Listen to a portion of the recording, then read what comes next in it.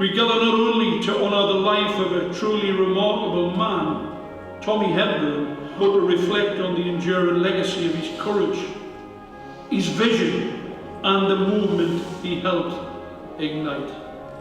It's 200 years since the inception of the Northumberland and Durham mine workers, brought together by Thomas Hepburn, and a lot of the issues at that time are still top priorities now, and that's a fact that poor people are getting poorer, the elite are getting richer, the rich and powerful are making more money on the backs of ordinary people.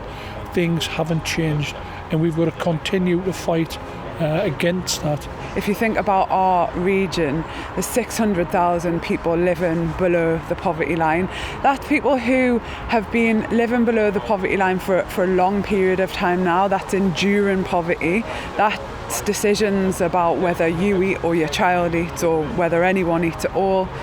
You know, mouldy homes, it's insecure work. These are issues that have been pressing for working class people since Tommy Hepburn's time. The fortitude that he showed, the courage he displayed during his lifetime, the qualities that are needed now to fight the dangers that face our present day society. I mean, we're seeing a massive rise in the popularity of the far right, the fascism, and we haven't faced that problem for 80 odd years, 90 years.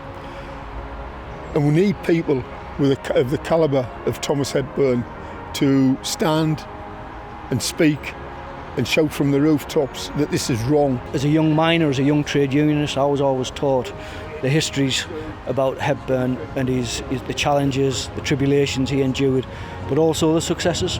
And that gives you heart, it gives you spirit, especially when you compare with the challenges that we're enduring today.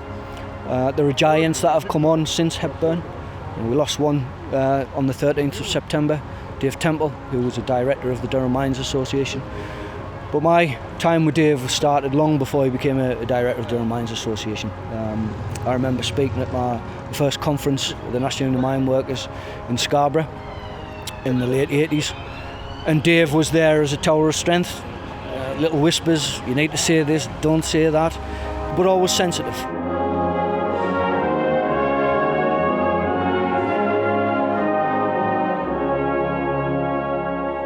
And I don't blame our communities for seeking an alternative to the traditional party system. If the Tories are in power, they get crucified. If Labour's in power, they get crucified.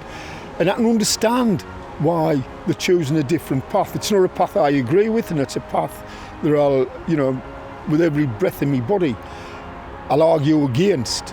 But I don't blame the people. I don't blame our communities. The forces that opposed Hepburn are still with us now.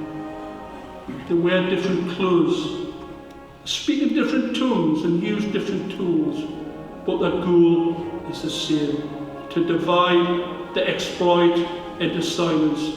Colleagues, we must be louder, we must be braver, and we must be united. Like the miners' banners proudly declare, the past we inherit, the future we build. Thank you.